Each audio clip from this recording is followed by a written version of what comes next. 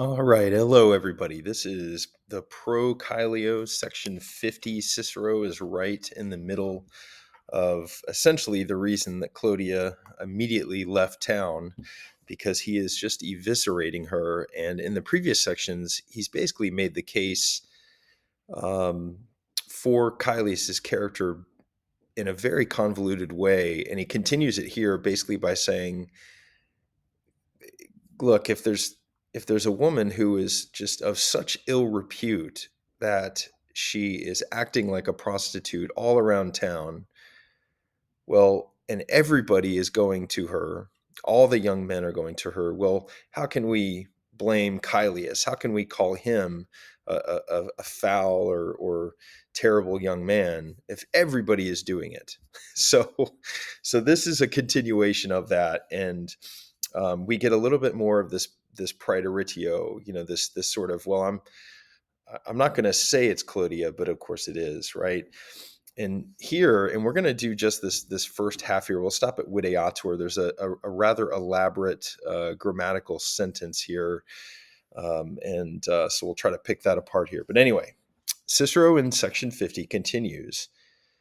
Now I forget your injuries, your injustices, Clodia.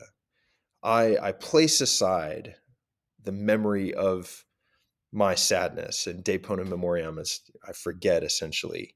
Um, and it's worth noting here that Clodius, her brother, is the one who had Cicero exiled, and Clodia, of course, being his sister and a close acquaintance of Clodius, had something to do with that as well. And so he says, "Look, I I now forget. Remember, obliviscor here is a deponent verb, so it looks passive but translates active. So I now forget your injustices, Clodia. I forget. I place aside the memory of my own grief,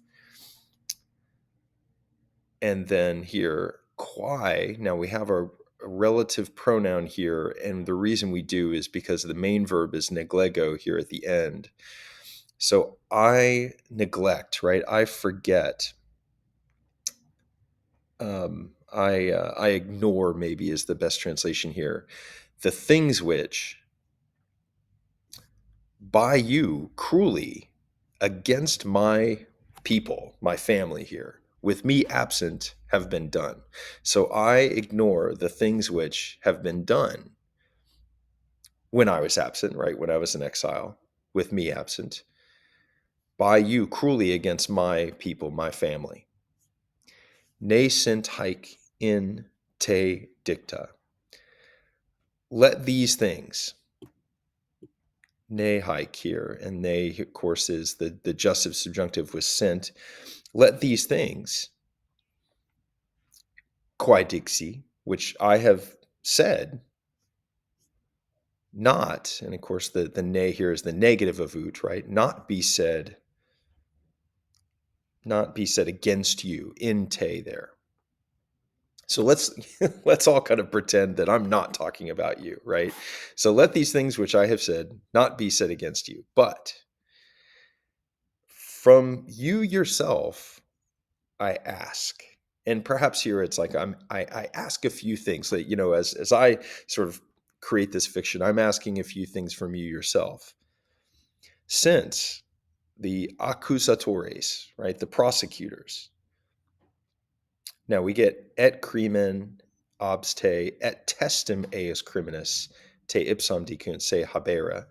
So since the prosecutors dicunt, since the prosecutors are saying that se habera, that they have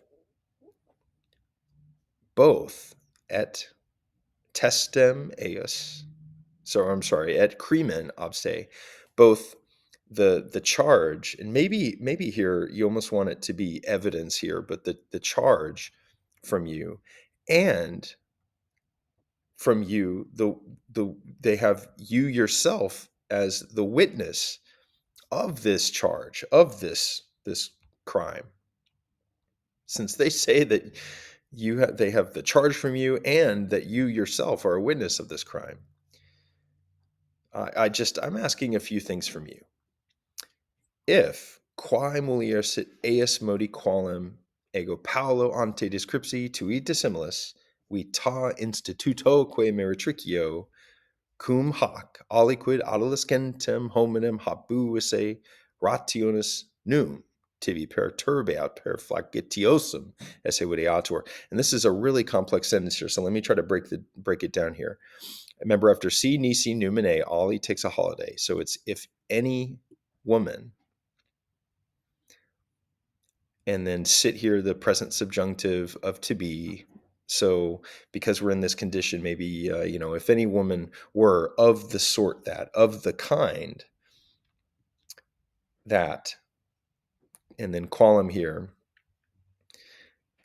kind of in response to the eis modi. So if some woman, if any woman were of the kind that, is how we're going to translate that here. I a little before now described. I described before now, a little previously here. Unlike you, if I have described, if any woman were described the way that I described, dissimilar to you, right? Unlike you, in vita and instituto meretricio, in the life and in the sort of habit or the custom of a meretrix, of a prostitute. Now, this is where we get a little complicated with the word order here. First of all, the num down here is signaling that we have a question that's expecting a no answer.